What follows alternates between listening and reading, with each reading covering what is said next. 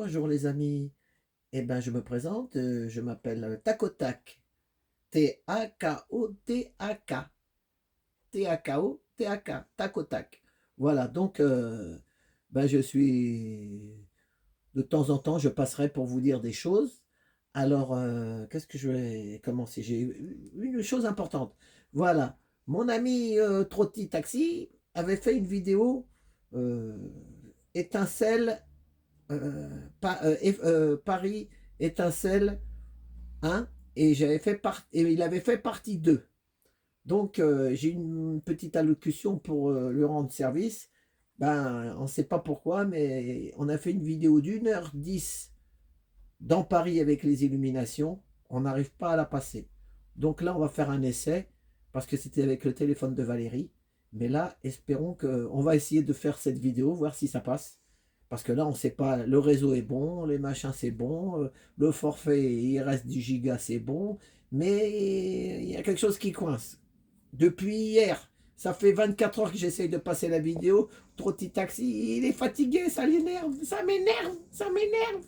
Alors, donc, je vais vous expliquer. Donc voilà, donc on va voir si cette...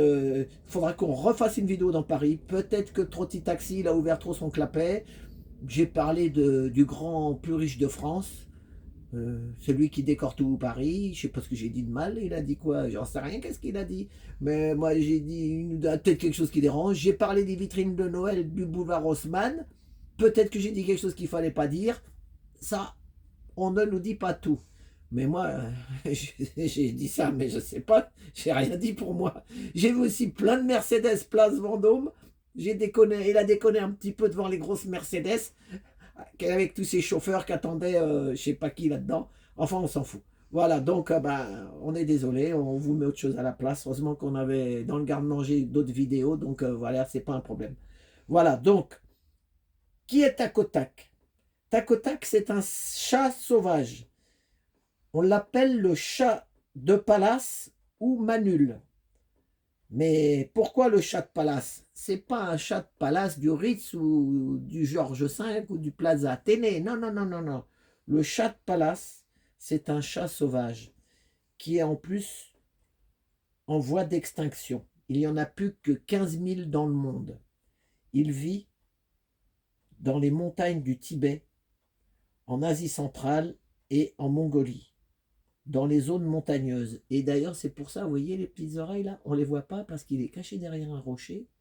Et dès qu'il voit une souris, un petit rongeur, plof, il saute dessus. Et donc, vous pourrez aller voir si vous ne le connaissez pas et que vous aimez les chats, allez sur YouYou, vous verrez les vidéos. Donc, plusieurs vidéos, vous allez voir ce chat, il est extraordinaire.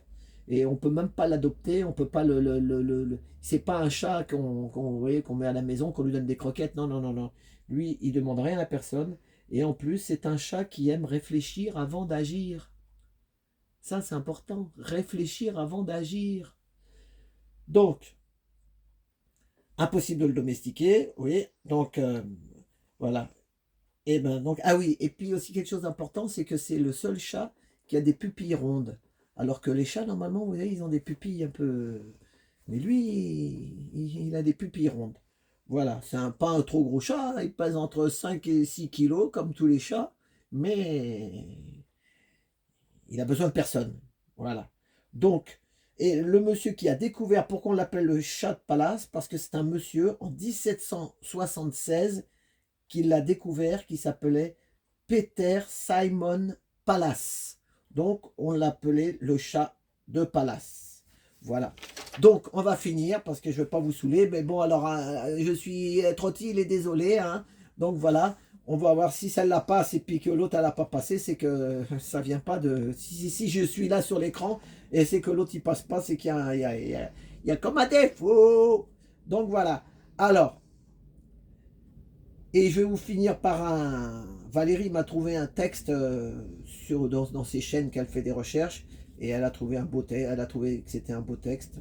Court texte, mais voilà. Donc, je vais vous le lire. Les gens prennent une satisfaction maladive à l'étaler subtilement mais ouvertement à votre face. Ils se complaisent à cacher leur vraie nature au grand jour. C'est comme le frisson de ne pas être pris. Ces personnes adorent ça. Ils adorent la manipulation et la perversion et ils cherchent à s'en servir pour souiller nos enfants à l'échelle mondiale. Voilà. Comprendra qui pourra comprendre. Voilà. Donc, elle a voulu que je lise ça. Moi, je l'ai lu.